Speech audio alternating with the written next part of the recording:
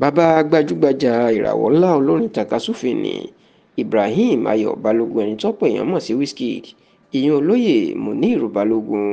ó mà ti sọ̀rọ̀ fún ìgbà àkọ́kọ́ lórí ìjà àjàkú akátá ìjà orogún tó ń ṣẹlẹ̀ láàrin ọmọ ẹ̀ Wizkid àti ìràwọ̀ ńlá gbajúmọ̀ olórin tàkasúfèé ní David Adeleke ẹni tọ́pọ̀ èèyàn mọ̀ sí Davido tàbí 001, tí bàbá Wizkid sì ti sọ̀rọ̀ lórí ìjà Wizkid ọmọ ẹ̀ àti Davido. Kì í ṣe ìròyìn mọ́ pé orogún àti ọ̀tá wà láàrin Wizkid àti Davido, tó sì jẹ́ pé ìjà èmi jọ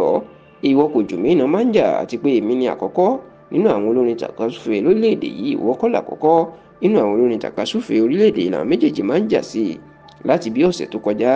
ni ìjà àwọn méjèèjì tó wá gbókùn sí i nígbà tí Wizkid tó bẹ̀rẹ̀ sí ni máa kọ àwọn ọ̀rọ̀ burúkú nípa Davido, tó ń ṣépè fún un, tó sì ń yẹ̀yẹ́ lórí ẹ̀rọ ayélujára, èyí tó dá ariwo ńlá sílẹ̀. Bẹ́ẹ̀ ló jẹ́ pé pẹ̀lú bí Wizkid bó ṣe ń yẹ̀yẹ́ Davido tó, Davido kò sọ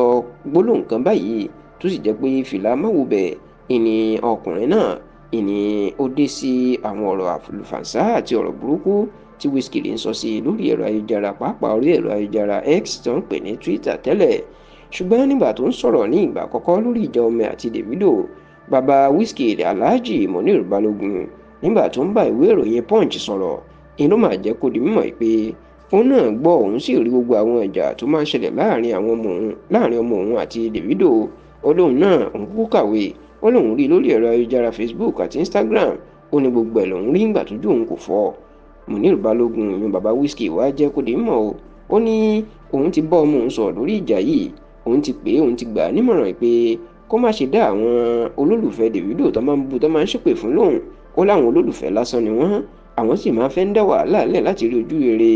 olórin tí wọ́n nífẹ̀ẹ́ àti láti gbowó lọ́wọ́ ẹ̀ ni. Ó ní gbogbo eléyìí nínú òun ti gbọ́ ọmọ òun nímọ̀ràn pé fìlà máwùbẹ̀ ni kò dé sí àwọn ọ̀rọ̀ burúkú tí àwọn olólùfẹ́ Davido tó ń sọ sí Alhaji Munir Balógun. Wá tún jẹ́ kó di mọ̀ o pé ọmọ dáadáa tí kò fi bàbá àti àwọn ẹbí ẹ̀ ṣeré ni Wizkid.